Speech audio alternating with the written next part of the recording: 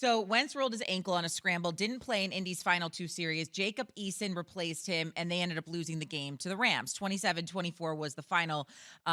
According to the Colts, he's set to undergo more tests ahead of Colts Week 3 matchup against the Tennessee Titans, which we know will be no easy test for the Colts. But I guess the question now on Carson Wentz is, like, how do you proceed? The injury thing is following him wherever he goes. We have it now yet again. We're only in week 2. He's coming off a surgery during training camp and during the preseason. When you heard about this and you watched this with your own eyes, what went through your mind, Key? I mean, just same story, basically. This guy can't stay healthy.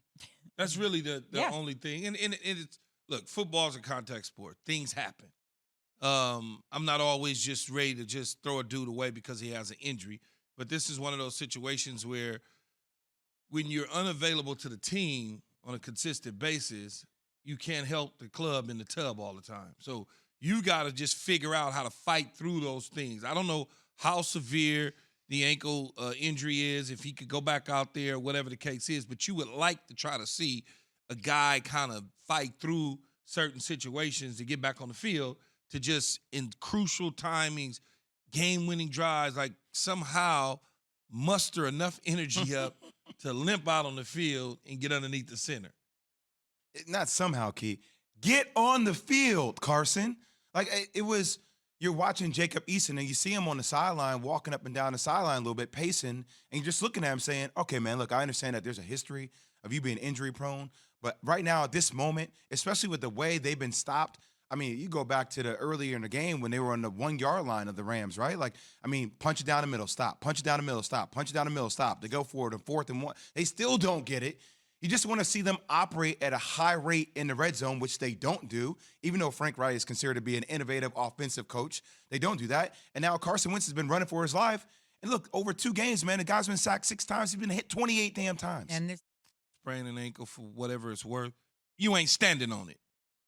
You're not standing on it. You're sitting down on the bench with some ice on it, or you're in the damn locker room. You're not standing there watching the game proceed. Elevated, So too. I don't know what type of ankle injury he has, but when you are standing up, I just, that's just me. if you're standing up, you want him to play. I mean, Yeah, right? that's just what me. you- Yeah, that's I what you don't feel know. like. And it also goes back to some offseason moves. I mean, not going for a guy like Gardner Minshew as a backup, right? Not going for a veteran presence, having Jacob Eason there.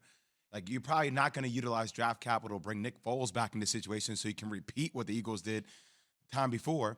So, like, I started thinking about a guy. I'm like, is that an opportunity for Cam Newton, Key? No. Is it not? Okay, I'm just saying. All right, No, then roll with Jacob Eason then. He'll be fine. It's an ankle, man. Throw some pixie dust But on it's it. not going to be fine because I He'll be feel like back we're out going there. back into the same thing we always talk about Carson Wentz being No, injured he'll again. be, Carson Wentz will be, he's not missing the season. So he'll miss a game or two.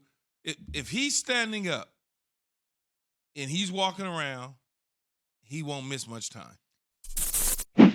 Thanks for watching ESPN on YouTube. For live streaming sports and premium content, subscribe to ESPN Plus right now.